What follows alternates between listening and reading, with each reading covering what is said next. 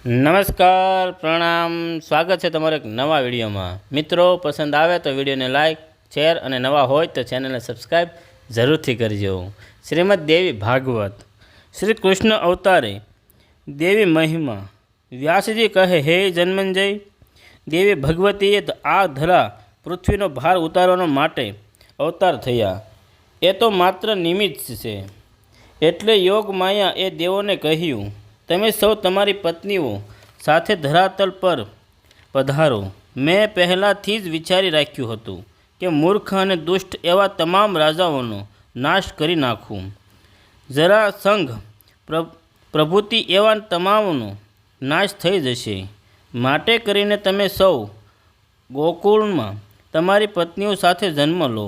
હું અવતાર લઉં તેના પૂર્વ કશ્યપનું પોતાની પત્ની સાથે યદુકુળમાં વસુદેવના નામે તથા દેવકીના પુત્રી દેવકી નામે પ્રખ્યાત થાય। તથા શ્રી હરિ વિષ્ણુ પણ પોતાને ભૃગુ ઋષિના શાપને પથાર્થ કરવા પોતાના અંશ દ્વારા વસુદેવ પુત્ર તરીકે પ્રગટ થાય। અને હું પણ ગોકુળમાં યશોદાના ઉદરેથી પ્રગટ થઈશ। હે દેવતાઓમાં મારા થકી તમારા બધા કાર્યો સિદ્ધ થશે। વિષ્ણુનો અવતાર કંસના કારાગરમાં થશે, ત્યારે હું તેને ગોકુળ મોકલાવીને વ્યવસ્થા કરીશ। આમ હે રાજન, દેવીએ દુષ્ટ રાજાઓનો નાશ કરી ધરતીનો ભાર હળવો કરવા વિષ્ણુ સહિત સૌને પોતાને મળેલા શાપનું સમાપન કરવાને માટે જન્મ લેવાનું કહ્યું। ત્યારે વરુણના શાપથી યદુકુળમાં સુરસેનના બીજા પુત્ર રૂપે કશ્યપજી આવ્યા।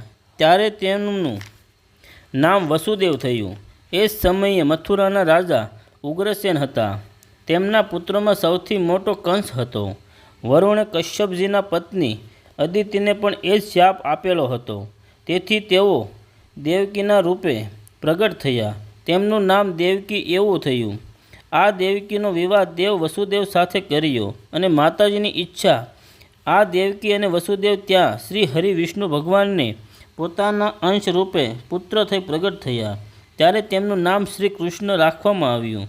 અને શ્રી કૃષ્ણએ ગોકુળમાં અનેક લીલાઓ કરી। ત્યાર પછી કંસ તથા બીજા દુષ્ટ અને મૂર્ખ રાક્ષસોનો વધ કર્યો અને ધરતીની તેઓના ત્રાસમાંથી મુક્ત કરી તેઓ ત્યાર પછી દ્વારકાપુરી નામની નગરીમાં વસવાસ કરી।